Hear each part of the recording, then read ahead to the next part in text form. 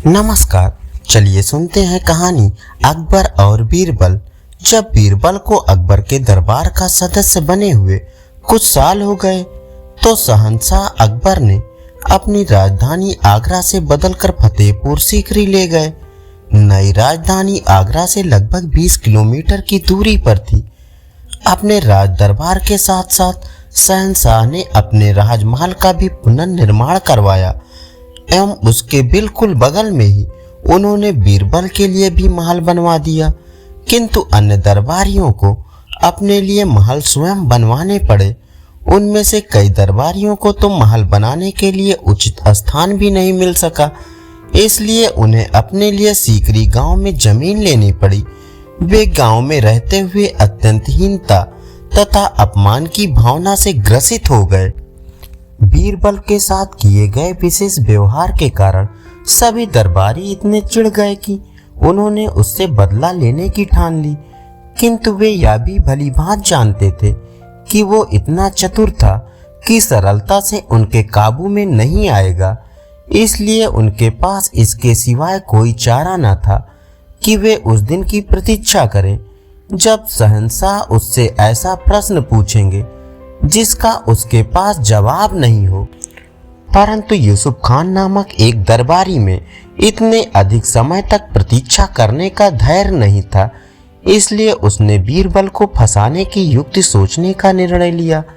काफी सोचने के बाद उसने एक योजना बनाई और उसने अपने कुछ मित्रों को समझा दिया। बीरबल उस समय किसी काम से राजधानी के बाहर गया हुआ था, इसलिए उन सब ने सोचा कि इस योजना को क्रियान्वित करने के लिए यह बिल्कुल सही समय था। अपनी योजना अनुसार यूसुफ खान मौके की तलाश में था। एक दिन दरबार में सभी राज्य संबंधी कार्यों के समाप्त होते ही वह शहंशाह से बोला, जहां पना मैं कुछ समय से एक बात गौर से देख रहा हूँ। अच्छा, आप ऐसा क्या देख रहे हैं, हमें भी तो बताएं।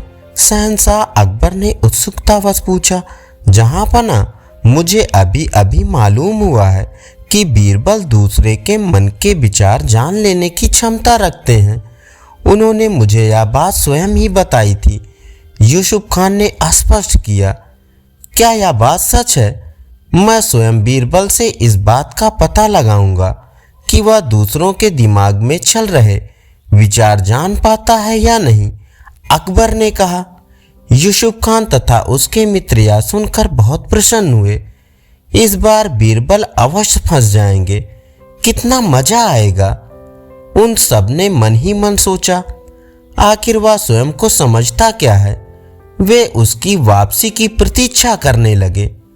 कुछ दिन बीत जाने पर बीरबल अपने काम को सफलतापूर्वक समाप्त करके राजधानी वापस लौट आया। शहंशाह अकबर उससे बहुत प्रसन्न थे और उन्होंने उसको उसकी उपलब्धियों के लिए बधाई दी। इससे उसके दुश्मन और भी जल भुन गए। किंतु इन सब बातों से बेखबर शहंशाह राजकाज में ही उलझे रहे। सभी शासकीय काम लगभग शाम तक ही समाप्त हो पाए।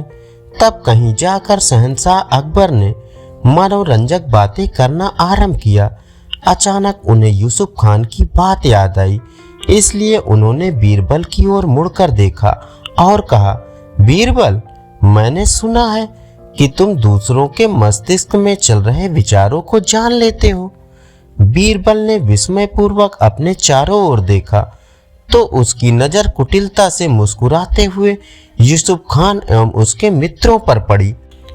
पलक झपकते ही वह समझ गया कि माजरा क्या है, इसलिए उसने शहंशाह अकबर की ओर मुड़कर हंसते हुए कहा, यह बिल्कुल सही बात है जहां पना, लेकिन मैं यह भी स्वीकार करता हूं कि मुझमें आपके सूक्ष्म बुद्धि तथा पेचीदा मस्तिष्क को समझने की योग्यता नहीं है। हाँ, मैं आपको यह निश्चित तौर पर बता सकता हूं कि सभी दरबारी इस समय क्या सोच रहे हैं। अगर यह बात सही है तो मेरे साथ साथ सभी दरबारी भी जानना चाहेंगे कि तुम सचमुच उनके विचारों की जानकारी रखते हो या नहीं। इसलिए हमें बेधड़क होकर बताओ कि इस समय वे क्या सोच रहे हैं। शहंशाह ने उत्सुकता से पूछा। जहां पना सच्चाई यह है कि यहाँ पर बैठे सभी दरबारियों के मस्तिष्क में इस समय एक ही विचार घूम रहा है। वे सब सोच रहे हैं कि आप इस पृथ्वी के सबसे कुशल तथा न्यायप्रिय सम्राट हैं, इसलिए वे आपकी अच्छी सेहत तथा भलाई के लिए परमात्मा से प्रार्थना कर रहे हैं। सभी मन ही मन यह भी प्रार्थना कर रहे हैं कि आप और कई सालों तक इसी प्रकार राज्य करते रहें। क्या मैं गलत कह रहा हूँ मित्रों? क्यों यूसुफ खान, तुम्हारा क्या कहना है? बेचारा यूसुफ खान, उसे काटो तो खून नहीं, वह भला इस प्रश्न का क्या उत्तर दे सकता था। यह बात सुनते ही वह जान गया कि बीरबल ने उसे इस बार भी मात दे दी थी। इसलिए उसने शहंशाह के समक्ष अपना सिर झुकाते हुए कहा, बीरबल बिल्कुल सही कह रहे हैं जहाँपनाह, मैं बिल्कुल यही बात सोच रहा था। उसके मित्रों तथा अन्य दरबारियों ने भी बीरबल की बात से पूर्ण सहमत प्रदर्शित की।